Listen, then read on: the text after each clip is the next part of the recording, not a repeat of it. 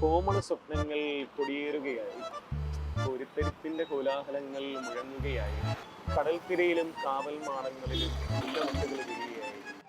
അതോടൊപ്പം ഈ മഞ്ഞ് വീഴ്ച കാണാൻ എത്ര മനോഹരം. ദേശാടന പക്ഷികളുടെ കാഷ്ടത്തെയാവും കവിഭാവനയിൽ മഞ്ഞുവീഴ്ചയോട് മൂടിച്ചത്. ഗംഭീരം, അതിഗംഭീരം. ഇതൊക്കെ ദേശാടന പക്ഷികളായിരുന്നല്ലേ?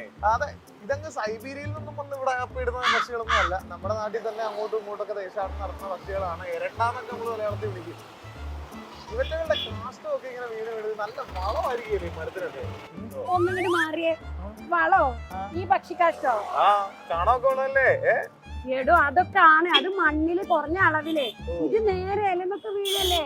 ഇതൊക്കെ അസിഡിക്കായ സാധന, pH 7 കുറവുള്ള സാധനങ്ങള്.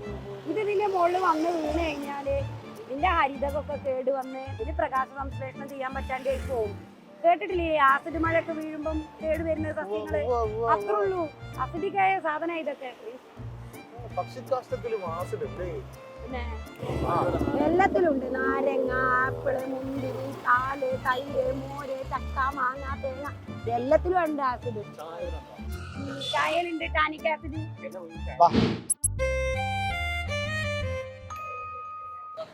ഈ ചായന്റെ pH പറയാൻ പറ്റുമോ? ഈ ചായന്റെ ഇതൊക്കെ നിസ്സാരം ടീച്ചറെ ധൈര്യമായിട്ട് പറഞ്ഞു, എനിക്ക് അറിഞ്ഞൂടാ. പറയാൻ പറ്റുമോ? ഒരു 6.2 ഒക്കെ. എടോ അത് മൂത്രത്തിന്റെ pH ആടോ. ചായന്റെ pH 5.5. ഈ ചായയും ഈ മഴയും എങ്ങനെ ഒരു കണക്ഷൻ ഉണ്ടായില്ലോ? ചായ, കട്ടൻ ചായ, ജോസഫ് മാഷിന്റെ പാട്ട്, അതന്നെ, അത് തമ്മിൽ കണക്ഷൻ പിടിക്കാം. കാരണം ചായന്റെ pH 5.5ഉം മഴന്റെ pH 5.6. അപ്പൊ അത് മറക്കൂല. ഇതിലെവിടെ ജോസഫ് മാഷിന്റെ പാട്ട് വീഴും? ഒരു തമാശയും പറയാൻ പറ്റൂല. ഈ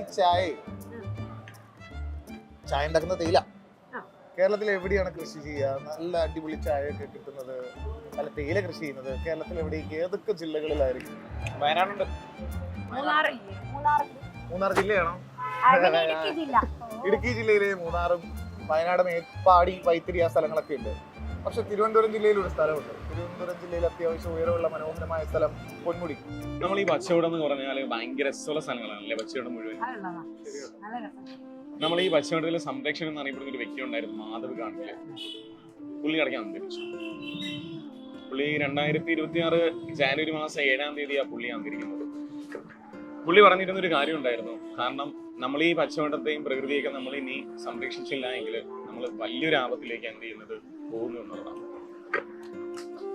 അങ്ങനെ പ്രകൃതി അതിന്റെ എല്ലാം ഇനി കാണിച്ചു തുടങ്ങും. അതെ, ഞാൻ കാര്യം പറയട്ടെ. ഇവിടെ നമ്മള് വർത്താനം പറഞ്ഞതിന്റെ ഇത് കഴിഞ്ഞിടോ, ഒന്നുകൂടി വാങ്ങിത്തരുമോ? ഇതൊന്നുകൂടി വാങ്ങിക്കണമെങ്കിൽ എനിക്കൊരു ചായ വേണം.